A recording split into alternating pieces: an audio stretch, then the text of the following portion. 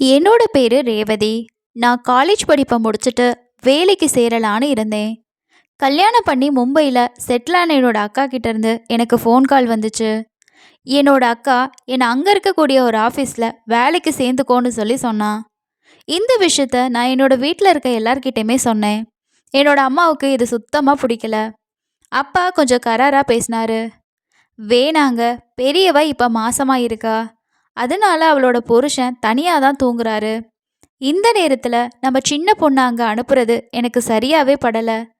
பேசாமல் நம்ம அவளை ஹாஸ்டலில் சேர்த்து விடலான்னு சொல்லி அம்மா சொன்னாங்க. அதுக்கு என்னோட அப்பா, அதெல்லாம் ஒன்றும் நடக்காது, அவளோட பெரிய பொண்ணு இப்போ மாசமாக இருக்கிறதுனால அவளுக்கு துணைக்கு ஆள் தேவை. வீட்டு வேலையை செஞ்சு உதவியாக இருந்துக்கிட்டே நம்ம பெரியவ வீட்டிலையே இவ தங்கிக்கிட்டு வேலைக்கு போகட்டும்னு சொல்லி சொன்னார். என்னோட அம்மா என்னமோ போங்க அப்படின்னு சொல்லி சும்மா இருந்துட்டாங்க. எங்கள் அப்பா வேலையில் என்னை சேர்த்து விட்டுட்டு என்னை எங்கள் அக்கா வீட்டில் விட்டுட்டு அக்கா மாமா 2 பேர்கிட்டையும் சொல்லிட்டு ஊருக்கும் கிளம்பிட்டாரு.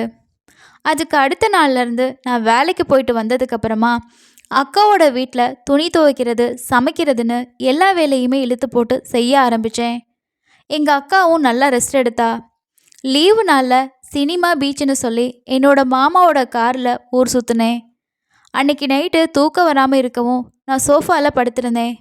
நான் சோஃபாவில் தூங்கிட்டு இருந்ததை பார்த்த மாமா அக்கா ரூமுக்கு மெதுவாக போனார். உள்ளே போயிட்டு கதவை மூடிக்கிட்டாரு. என்ன இது, அக்காவும் மாமாவும் இந்த நேரத்தில் ஒன்றா இருக்கக்கூடாதுன்னு நினச்சோம். நான் மாமா உள்ளே போனதும் கதவை மூடிட்டாரே. ஐயோ, அக்கா வயிற்றில் இருக்க குழந்தைக்கு ஏதாவது ஆகிட போகுதுன்னு எழுந்து போனேன். கதவு மூடி இருந்ததுனால வெளியே நின்று என்ன பேசிக்கிறாங்கன்னு கேட்டேன். மாமாவோட பேச்சு சத்தம் மட்டும் எனக்கு கேட்க ஆரம்பிச்சிச்சு.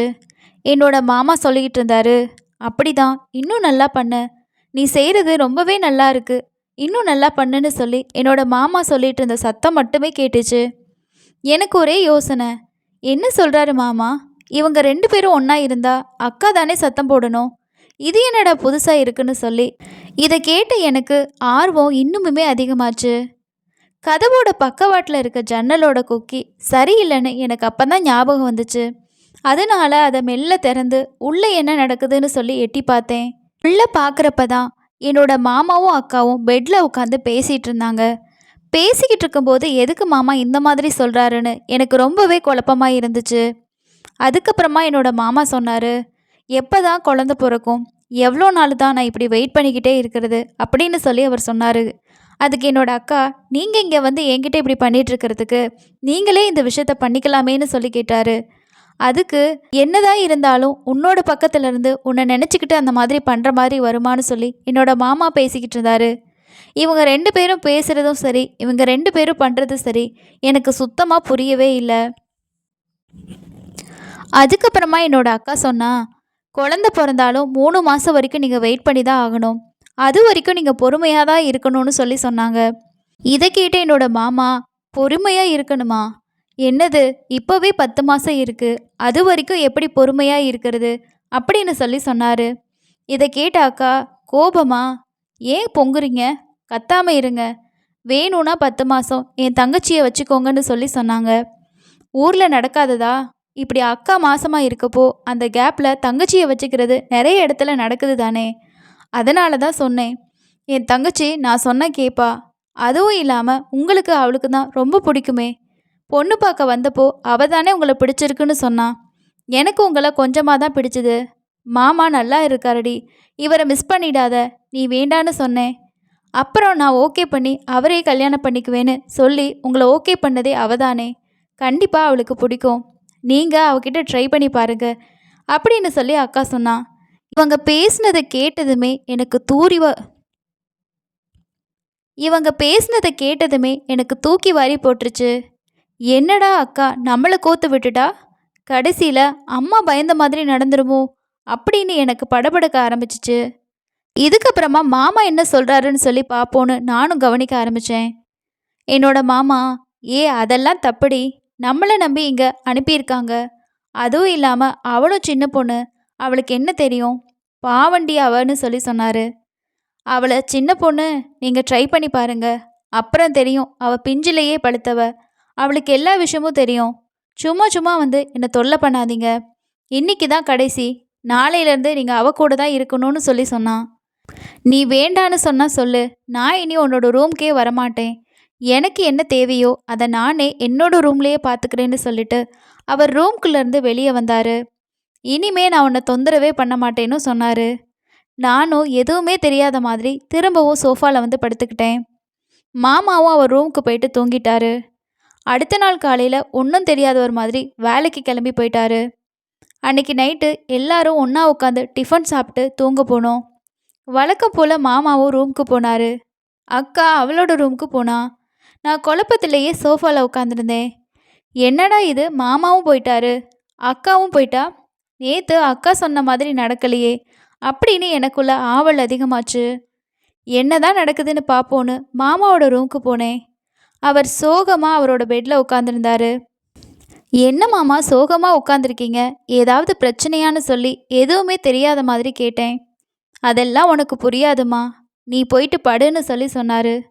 நீங்கள் என்னன்னு சொல்லுங்க மாமா, எனக்கு எல்லாத்தையுமே புரிஞ்சுக்கிற வயசு தான். அப்படி பக்கத்தில் போயிட்டு உட்காந்தேன். உன்னோட அக்கா மாசமாக இருக்கிறதுனால அவள் கூட ஒன்றா இருக்கிறதுக்கு எனக்கு தடை போடுறா. அப்புறம் கொஞ்ச நெஞ்சம் கிடச்சிட்டு இருந்த சந்தோஷத்துலேயும் மண்ணள்ளி போட்டுட்டா. இப்போ என்ன பண்ணுறதுனே புரியல அப்படின்னு புலம்ப ஆரம்பித்தார். எனக்கும் உங்களோட கஷ்டம் புரியுது மாமா. தினமும் கிடச்சிக்கிட்டு இருந்தது திடீர்னு கிடைக்கலனா இப்படி தான் இருக்கும். உங்களுக்கு ஏதாவது வேணுமா மாமான்னு சொல்லி நான் உள்ளத்துலேருந்து கேட்டேன். பரவாயில்லம்மா, சின்ன பொண்ணுன்னு நினச்சேன். ஆனால் இதெல்லாம் உனக்கு நல்லாவே புரியுது, உன்னால் புரிஞ்சுக்கவும் முடியுது. அப்போ என்னோட மாமா, எனக்கு தொண்டை ஒரு மாதிரி இருக்குது, கொஞ்சம் சுடுதண்ணி குடித்தா நல்லா இருக்கும்னு சொல்லி கேட்டார். நானும் கிச்சனுக்கு போயிட்டு சுடுதண்ணி வச்சு எடுத்துகிட்டு வந்து கொடுத்தேன். டம்ளர் கொஞ்சம் சூடாக இருந்தனால அவரோட கைப்பட்டு அவரோட மேலேயே தண்ணி ஊற்றிருச்சு. சூடுபட்டதுமே என்னோட மாமா அலற ஆரம்பிச்சிட்டாரு. மாமா சத்தம் போடாதீங்க, அக்காவுக்கு கேட்டா அவள் வந்து சத்தம் போடுவா. இருங்க மாமா, நானே க்ளீன் பண்ணி விடுறேன்னு சொல்லி டவல் எடுத்து துடைக்க ஆரம்பித்தேன். தண்ணி என்னோட மாமாவோட மேலில் கொட்டினதில் அவரோட லுங்கி எல்லாமே நனைஞ்சு போச்சு. மாமா தொடச்சிக்கோங்க அப்படின்னு சொல்லி அவர்கிட்ட கொடுத்தப்போ, இல்லை நான் ட்ரெஸ் சேஞ்ச் பண்ணிக்கிறேன் அப்படின்னு சொல்லி ஒரு மாதிரி சொல்ல ஆரம்பிச்சிட்டாரு. எனக்கே என்னோட மாமாவோட சிச்சுவேஷன் பார்த்து ரொம்பவே கஷ்டமாக இருந்துச்சு. அதுக்கப்புறமா அந்த டவலை வாங்கி அவர் கட்டிக்கிட்டு அவரோட லுங்கியை மாற்ற ஆரம்பித்தார்.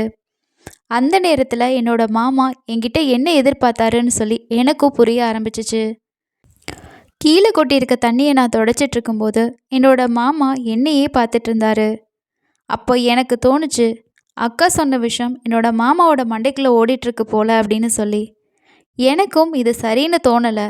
சரி என்ன தான் சொல்கிறாரு அப்படின்னு பார்க்கலான்னு ரூமை ஃபுல்லாக க்ளீன் பண்ணிவிட்டு, சரி மாமா நீங்கள் தூங்குங்க, நான் போய் சோஃபாவில் தூங்குறேன்னு சொல்லி சொன்னேன். அப்போ என்னோட மாமா என்னோட கையை பிடிச்சிட்டு, அதை எப்படி எதுவுமே சொல்லாமல் போகிற, உனக்கு என்னோட மனசில் என்ன இருக்குன்னு தெரியும், ஆனால் அது தெரியாத மாதிரி போனால் என்ன அர்த்தம்னு சொல்லி கேட்டார். இதுக்கு மேலேயே நம்ம யோசிக்கணுமா?